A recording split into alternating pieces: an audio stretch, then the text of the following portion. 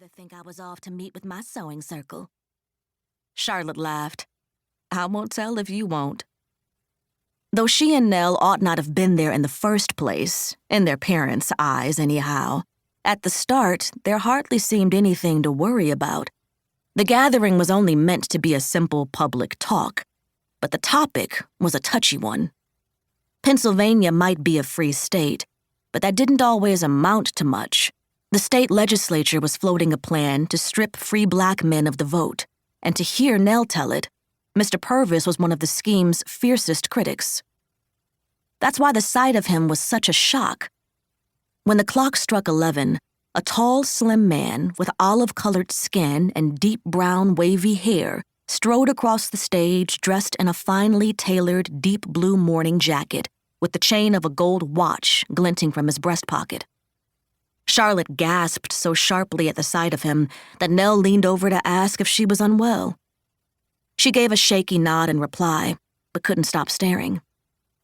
If Mr. Purvis had taken a notion to pass for white, he'd have fooled most anyone who saw him. But from the very first lines of his speech, it was clear the man's interests didn't run across the color line in that direction. Charlotte listened intently as he held forth for nearly an hour in a voice both elegant and booming, laying into the state legislators who held out their left hand to collect taxes from free black Pennsylvanians, even as their right hand busily drafted more laws that insulted their dignity.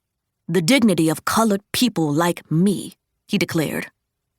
Before long, his speech waded into the thick of things, slavery, and what the government owed to the freedmen and fugitive slaves who poured into the city by the hundreds. The audience in the park was rapt. Trouble was, they weren't the only ones listening. Mr. Purvis's words carried on to the sidewalks surrounding the little corner of Washington Square Park, and before long, Charlotte realized that nearly 36 passers-by, all white, mostly men, had slowly filled in around the audience. A handful loomed behind the stage as well, with their hardened, unmoving stares fixed on the man at the podium.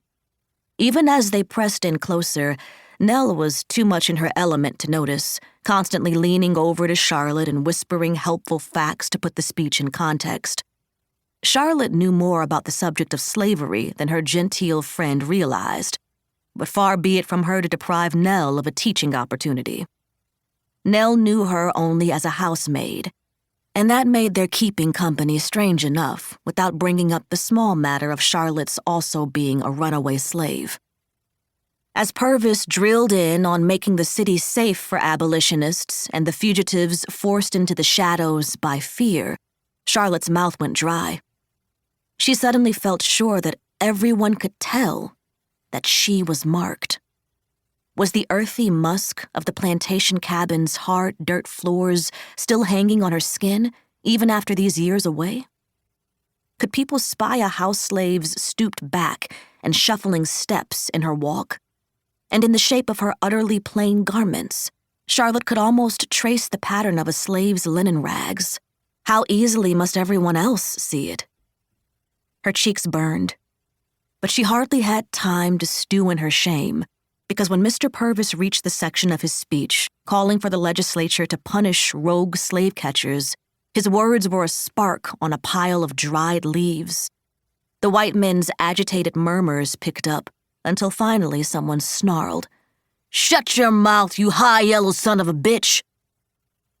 Mr. Purvis put up his hands and called for calm, but not a second later, a sharp gray rock hit him square in the shoulder, and another only narrowly missed his head. He stumbled back as a gang of white men rushed in toward the stage and the crowd alike. The mob started to grab black men from the outer rows of the audience and beat them mercilessly, raining down blows with fists and folding chairs. Charlotte and Nell, frozen in their seats, looked at each other. They were women, but no less black, and mobs weren't in the habit of making distinctions. They had to get away. Now. They scrambled up and ran. In the rush, Charlotte tripped and smacked her face on the leg of an overturned chair. The sharp pain pierced deep into her cheekbone, throbbing even as she and Nell...